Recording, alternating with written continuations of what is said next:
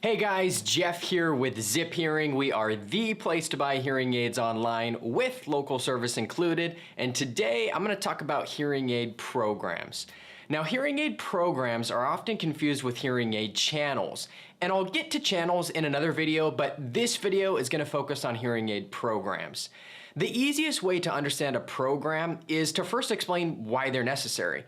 So imagine that you're sitting at home just reading a book by yourself. It's a quiet environment. If you then leave that environment and you get into a noisy restaurant, your hearing aids should change, right? I mean, the way they're amplifying sound, that should change, right? Because your environment changed. And that's what hearing aid programs are for. When you get into certain environments, your hearing aid program or memory should switch to help you hear better in that new environment. So when you're in quiet by yourself, your hearing aids will be in the quiet program. Then when you get into a real noisy environment, your hearing aids are going to switch into a program that'll help reduce background noise, sometimes called a restaurant program. So all a hearing aid program is a predefined list of settings or features that your hearing aids can activate as needed depending upon your environment. So by default, when your hearing aids turn on, your hearing provider will probably set them up so they default to a program called universal mode. And like it sounds, this is just the kind of the go-to program that your hearing aids are set on when they can't tell, depending on your environment, that you should be in a different program. Then when you get into that new environment, like a restaurant, they'll switch out of that universal mode and into restaurant mode. And that example that I just gave, that switch that happens, that's the reason to buy an advanced or premium hearing aid. Because the more advanced your hearing aid is, the more programs it can automatically switch into.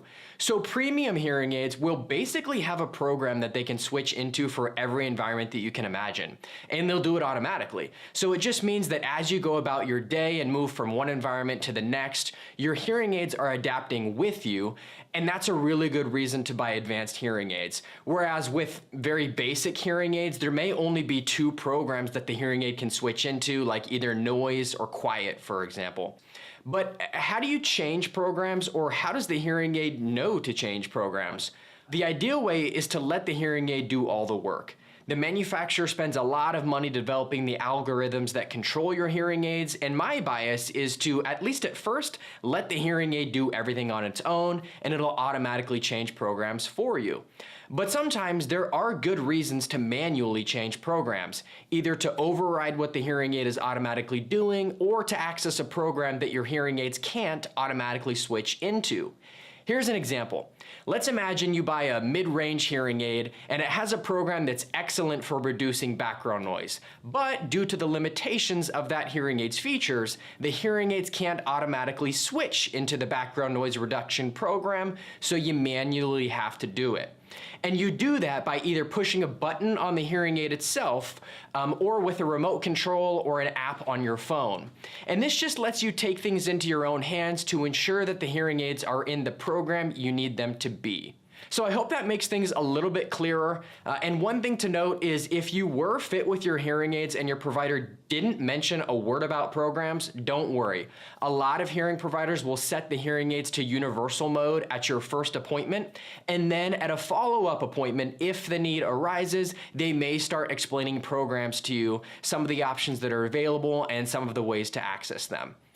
And that's a wrap for this video. If you have any questions, feel free to post a comment below. If you're ready to set up a trial period with a Zip hearing provider near you, click the link in the description and we'll be in touch with you shortly. And if you like this video, hit the subscribe button. Don't forget to hit the bell icon so you're alerted when there's a new video, and I'll see you on the next one.